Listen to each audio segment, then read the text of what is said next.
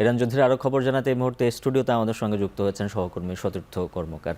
সতীর্থ, স্বাগত আমাদের সঙ্গে যুক্ত হওয়ার জন্য। অনেকগুলো প্রতিবেদন দেখছিলাম, সব বিষয় নিয়ে তো কথা বলবো। তার আগে সবচেয়ে আলোচনার যে বিষয়টি, ট্রাম্প আজকে ভাষণ দিবে জাতির উদ্দেশ্যে, পাশাপাশি অনেক কথাই তো অনেক সময় বলে দেখেছি আমরা যুদ্ধ শুরুর পর থেকে। সে বলছে 2-3 সপ্তাহের মধ্যে হয়তো যুদ্ধ থেমে যাবে। আসলে কি এটা সম্ভব কিনা, কি মনে হচ্ছে, আন্তর্জাতিক বিশ্লেষকরা কি মনে করছে? উজ্জ্বল, যদি খেয়াল করেন দেখবেন যে ট্রাম্প আজকে এই বক্তব্য দেওয়ার আগে গতকালকে Karoline Leavitt, press secretary white হাউসের, তিনি যখন সংবাদ সম্মেলন করেন, তিনি ট্রাম্পের বরাতেই বলেন যে ট্রাম্প আশা করেন 4 থেকে 6 সপ্তাহের মধ্যে যুদ্ধ শেষ হয়ে যাবে।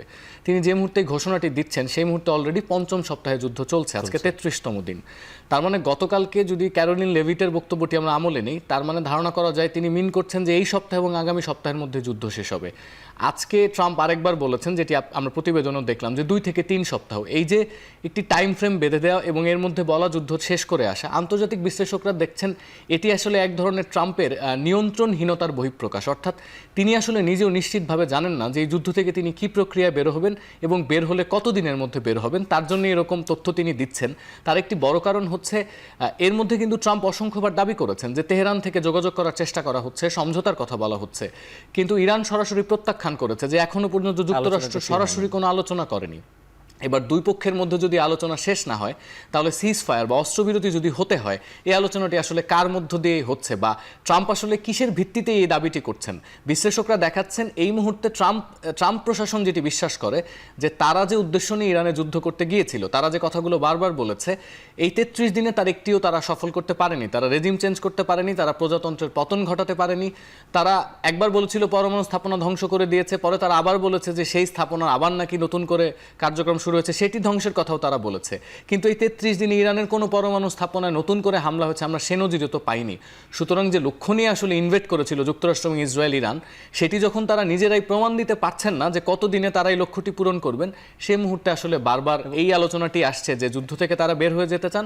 মূলত আমেরিকায় যুদ্ধে এক্সিস্ট করতে চায় না, চায় ইসরায়েল এই যুদ্ধের মধ্যে থাকুক, তারা আসলে যেন যুদ্ধ থেকে বের হয়ে যায়। যদি আমি যুদ্ধ বন্ধ করতেই চাই, তাহলে আমরা সম্প্রতি দেখেছি কিন্তু মার্কিন যে রণতরী, আরেকটি রণতরী কিন্তু আনা হয়েছে। তাহলে কালকে কিছু প্যারাট্রুপাররাও আসলে মধ্যপ্রাচ্যে মোতায়েন হয়েছে। সুতরাং আপনি যেটি বলছেন ঠিক, যে একদিকে তিনি বলছেন যুদ্ধ বন্ধের কথা, কিন্তু উপসাগরীয় দেশগুলোর প্রস্তুতি দেখে মনে হচ্ছে ইরানে একরকম একটি স্থল অভিযানের প্রিপারেশনও কিন্তু পেন্টাগন নিয়ে রেখেছে।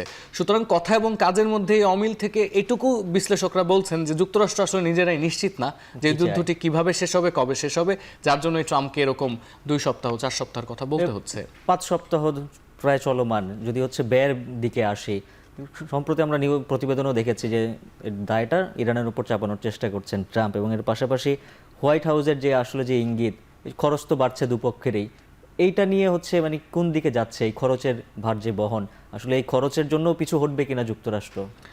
তার তো একটি আলামত আসলে গতকালকে হোয়াইট হাউস নিজেই বলেছে। ক্যারোলিন লেভিট কালকে সংবাদ সম্মেলনটি বলেছেন যে ট্রাম্প চান যে এই যুদ্ধের যে খরচ, সেই খরচ আরব রাষ্ট্রগুলো থেকে তিনি নিতে আগ্রহী, তার ইন্টারেস্ট আছে এই খরচগুলো সেখান থেকে নেয়ার।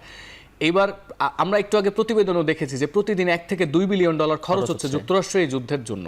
আপনি যদি একটু 1990 সালের গালফ উপসাগরীয় দেশে যে যুদ্ধ হয়েছিল, অর্থাৎ কুয়েত থেকে ইরাককে যখন সরিয়ে আনা হয়, ইরাকের বিরুদ্ধে যুক্তরাষ্ট্র যখন ওখানে হামলা করে, তখনকার প্রেক্ষাপট যদি দেখেন, তখনও যুক্তরাষ্ট্র এই একই ন্যারেটিভে কথা বলেছে যে এই যুদ্ধটি আসলে বিশ্বের শান্তি প্রতিষ্ঠার জন্য তারা করার চেষ্টা করছে এবং সেখানে তাদের ভিন্ন জায়গা থেকে অর্থ আসা দরকার। বিশ্লেষকরা বলছেন এখানে প্রথম যে ফ্যাক্টটি, সেটি হচ্ছে ইউক্রেনে যখন অস্ত্র পাঠিয়েছে যুক্তরাষ্ট্র, তখন কিন্তু ইউক্রেনের এই দুর্লভ খনিজ সেটি দখল করে সেই খরচ মেটাতে চেয়েছেন ট্রাম্প। এখানে হিসাবটি খুব সহজ, হিসাবটি আমেরিকা ফার্স্ট নীতির।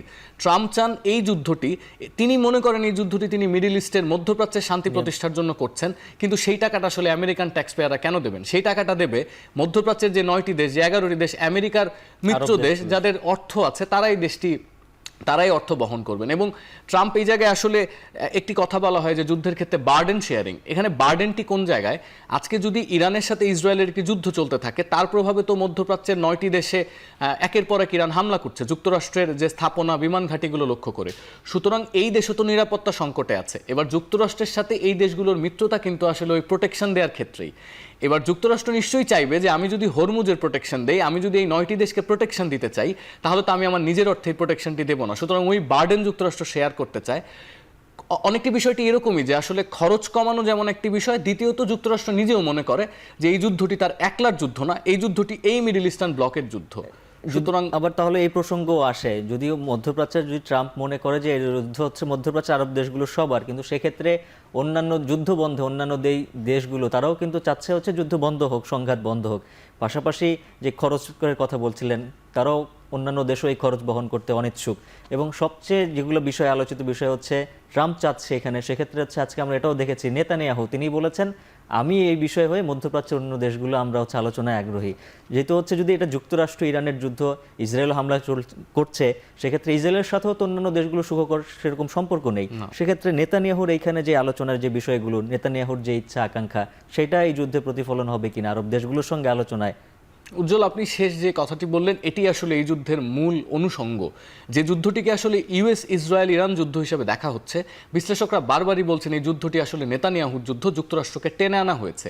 এই যে আমেরিকান প্রেসিডেন্ট বারবার বলছেন যে তিনি যুদ্ধটি 3 সপ্তাহের মধ্যে শেষ করবেন, অন্যদিকে নেতানিয়াহু কিন্তু সরাসরি বলছেন তিনি টাইম ফ্রেম নিয়ে কথা বলবেন না। তিনি বলছেন তার অর্ধেক সাফল্য আমরা অর্জন করেছি।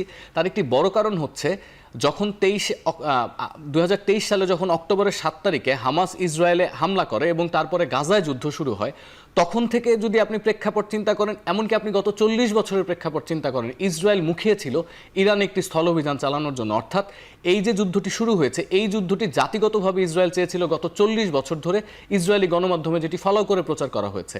আজকে যখন ইরানিয়ান স্কুলে বোমা হামলা হচ্ছে, আজকে যখন ফিলিস্তিনে হাজার হাজার লাখ লাখ মানুষ মারা যাচ্ছে, তখন ইসরায়েলি টেলিভিশন এটিকে এক ধরনের উল্লাসের জায়গা থেকে প্রকাশ করছে। সুতরাং বিষয়টি খুবই স্পষ্ট, এই জায়গায় নেতানিয়াহু চান না যুদ্ধটি বন্ধ হোক। নেতানিয়াহু চান আজকে মধ্যপ্রাচ্যে যে একটি ইউএস বেসড ব্লক তৈরি হয়েছে, এই ব্লগে ইসরায়েলের ভূমিকা আরও তীব্র হোক। অর্থাৎ সেখানে ইরান যে ব্লকটি চালায়, অর্থাৎ ইরানের সাথে যদি আপনি লেবাননের হিজবুল্লাহর কথা বলেন, ইয়েমেনের হুতির কথা বলেন, বা ইরাকের কিছু সশস্ত্র সংগঠনের কথা বলেন, এই প্রক্সি নিয়ে ইরানের যে এক ধরনের মধ্যপ্রাচ্যে আধিপত্য, সেটিকে ভেঙে দিয়ে তারা চায় মিডল ইস্টে নতুন করে একটি ইসরায়েল ইউএস ব্লক তৈরি হোক, যে ব্লক আসলে মধ্যপ্রাচ্যের ভবিষ্যৎ নির্ণয়ন করবে।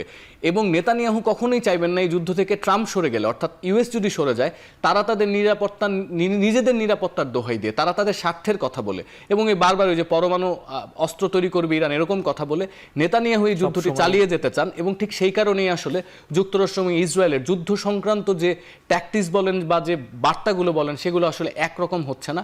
একজন আসলে যুদ্ধ চালিয়ে যাওয়ার কথা বলছে, অন্যজন বলছে 2 সপ্তাহে যুদ্ধ থেমে যাবে। এটা মূলত আজকে পরিষ্কার হবে ট্রাম্প যখন ভাষণ দেবেন তখন কি নির্দেশনা আসে। এর পাশাপাশি আমরা যেটা বলি, ট্রাম্পকে সবসময় অনেক কথাই বিশ্লেষণ করেন, খ্যাপাটে লোক, পাগলাটে লোক।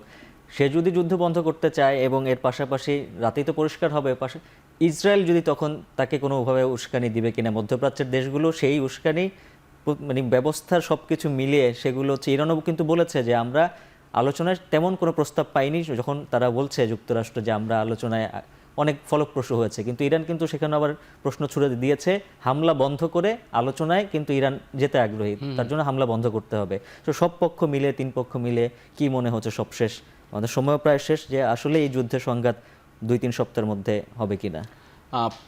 মোটা দাগে বলতে গেলে এই যুদ্ধের রেশ আসলে 2-3 সপ্তাহে শেষ হবে না। আমরা গেল 1 মাসে দেখেছি যে শুধুমাত্র জ্বালানি খাতে প্রায় $110 বিলিয়ন অতিরিক্ত খরচ হয়েছে যারা ব্যবসায়ী, যারা ভোক্তা তাদের।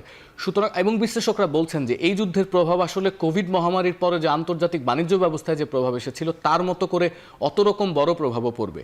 আপনি যেটি বললেন যে ট্রাম্পের আজকে জাতির উদ্দেশ্যে ভাষণ দেওয়ার যে বিষয়টি, সেখানে তিনি পরিষ্কার করবেন কিনা, তিনি যদি পরিষ্কারও করেন উজ্জ্বল, এই বলটি এখন ইরানের কোর্টে। এখন ইরান আসলে ডিসাইড করবে যুদ্ধটি কতদিন চলবে, থামলে যুদ্ধটি কিভাবে থামবে। তবে একটি বিষয় খুবই পরিষ্কার যে যুক্তরাষ্ট্র যে যুদ্ধ থেকে সরে আসতে চায়, বা তারা যে আসলে এই যুদ্ধের একটি ইতি টানতে চায়, তাদের নানা পদক্ষেপে বোঝা গেছে। ট্রাম্প বলেছেন যে হরমুজ প্রণালী দিয়ে যুক্তরাষ্ট্র তেল আনবে না, যার তেল আনার দরকার তার প্রোটেকশন সে নিজে দিবে। সুতরাং যুক্তরাষ্ট্র আর হরমুজ প্রণালীতে অন্য মিত্র দেশের জাহাজের প্রোটেকশন নিবে না। এবং যুক্তরাষ্ট্র অন্যান্য মিডল ইস্টের যে সমস্ত জায়গায় তাদের বেস ছিল, সে জায়গায় তারা যে প্রতিরক্ষা সরঞ্জাম রেখেছিল, সেগুলো যে হারে বিধ্বস্ত হয়েছে, সেগুলো রিবিল্ড করার পেছনেও যুক্তরাষ্ট্রকে মধ্যপ্রাচ্যের ঘাঁটি মানে সচল করতে আরো খরচ করতে হবে। সুতরাং যুক্তরাষ্ট্র তার ইকোনমিক ক্রাইসিসের কথা চিন্তা করে, এবং এই যুদ্ধে তার যে আসলে ওই যে লক্ষ্য পূরণ করা, সেটি যেহেতু হচ্ছে না, যুক্তরাষ্ট্র এখন আসলে বিশ্বের সামনে এরকম একটি জিনিস উপস্থাপন করতে চায় যে তারা তাদের লক্ষ্য পূরণ করেছে এবং যুদ্ধ থেকে সরে আসতে চায়। অন্যদিকে বিশ্লেষকরা ধারণা করছেন যে ইরানের সাথে ইসরায়েলের দীর্ঘমেয়াদী একটি থেমে থেমে সংঘাত, যেটি আপনি যদি বলতে চান যে কিছুদিন সিজফায়ার, কিছুদিন যুদ্ধ, যেরকম আসলে দক্ষিণ লেবাননে আমরা দেখেছি হিজবুল্লাহর সাথে ইসরায়েলের থেমে থেমে যে সংঘাতটি চলছে, ইরানের সাথে ইসরায়েলের ওই ধরনের একটি সংঘাত চলতে থাকবে বলে বিশ্লেষকরা থেকেই মনে যায়। করছেন, বা ইরানও আসলে খুব সহজে ছাড় দেবে না, কারণ ইরানের যে ক্ষয়ক্ষতি হয়েছে তারা সেই ক্ষতির অর্থ পুষিয়ে নেওয়ার আগ পর্যন্ত তারা কি আসলে রিটালিয়েট করা বন্ধ করবে কিনা সেই প্রশ্নও থাকে। সুতরাং ট্রাম্প যতই গলাবাজি করুক না কেন, আপাতত আলামত যেটি বলছে কার্যত যুদ্ধটি তাড়াতাড়ি থামছে না, যদি সিজ ফায়ার হয়ও তারপরও এর প্রভাব আসলে অনেক সুদূর প্রসারী হবে। উজ্জ্বল, তো অনেক ধন্যবাদ আমাদেরকে সময় দেওয়ার জন্য। এবং ইরান এবং ইসরায়েল যুক্তরাষ্ট্র যে যুদ্ধ, এটি আজকে ট্রাম্পের ভাষণের পর আরও পরিষ্কার হবে সবার সামনে। দর্শক, আমাদের সঙ্গে স্টুডিওতে যুক্ত ছিলেন সহকর্মী সতীর্থ কর্মকার। জানাচ্ছিলাম ইরান ইসরায়েল যুক্তরাষ্ট্র সংঘাতের বিষয়ে সবশেষ খবর।